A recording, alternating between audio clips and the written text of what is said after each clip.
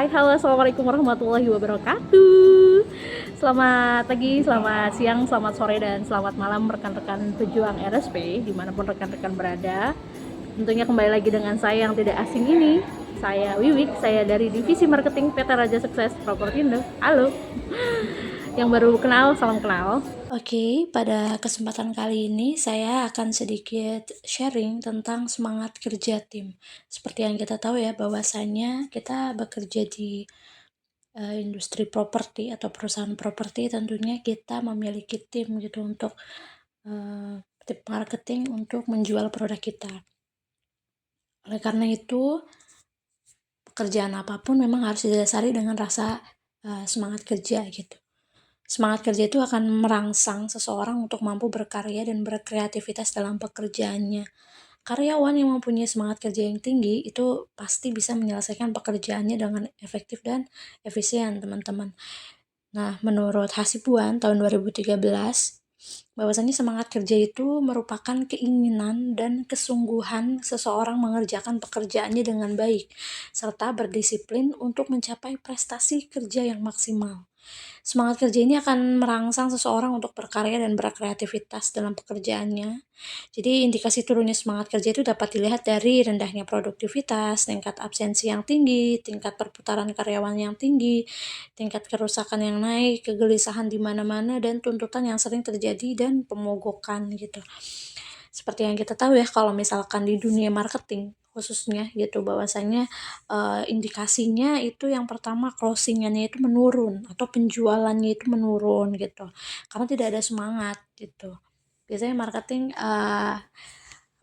lebih sering kayak up and down gitu, namanya juga orang berjualan ya, ketika lagi semangat-semangat terus closing-an bagus, ketika lagi tidak semangat otomatis sudah bisa dilihat gitu closing-nya turun gitu. Dan menurut Marpaung tahun 2013, semangat kerja itu adalah kemampuan sekelompok orang-orang untuk bekerja sama dengan giat dan konsekuen dalam mengejar tujuan bersama. Tentunya tujuan bersama di sini adalah karena kita adalah perusahaan properti, ya kita juga tujuannya adalah menjual properti sebanyak mungkin gitu. Karena kita sudah menyediakan produknya gitu. Jadi dengan adanya semangat kerja nih, maka pekerjaan akan lebih cepat diselesaikan gitu. Terus juga yang sering alpa atau sering absen itu bisa kecil, jadi kemungkinan perpindahan karyawannya dapat diperkecil gitu. Kalau misalkan biasanya marketing itu kan ada yang mentalnya kuat, ada yang tidak, ada yang tahan banting, ada yang tidak gitu kan. Kalau misalkan terus-terusan ditekan, ada yang nggak kuat, resign kayak gitu.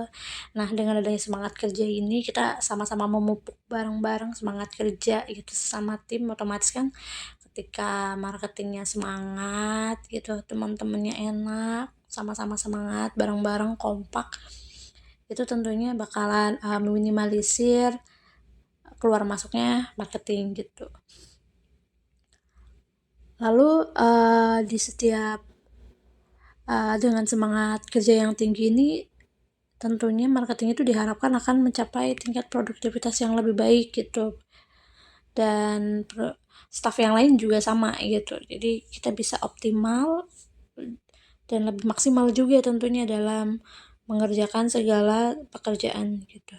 Dengan motivasi yang tepat diberikan kepada karyawan itu untuk berbuat semaksimal mungkin itu dapat melakukan tugasnya ya, karena dengan keberhasilan sebuah perusahaan itu ya mencapai tujuan dan berbagai sasarannya.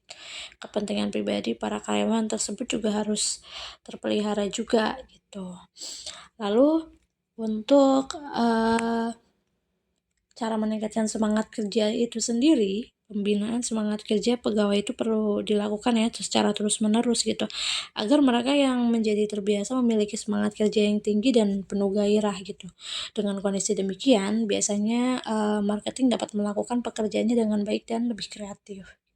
Hal ini sangat penting kenapa bagi karyawan, karena ya demi keberlangsungan hidup karyawan di perusahaan juga gitu. Oleh sebab itu, ya perusahaan itu harus berupaya untuk memelihara semangat kerja karyawan dengan melakukan berbagai cara dan kombinasi mana yang tepat gitu, yang biasanya dari perusahaan tersebut serta tujuan apa yang ingin dicapai gitu. Jadi kalau menurut Nitishimoto, Eni Tisimito gitu pada tahun 2014.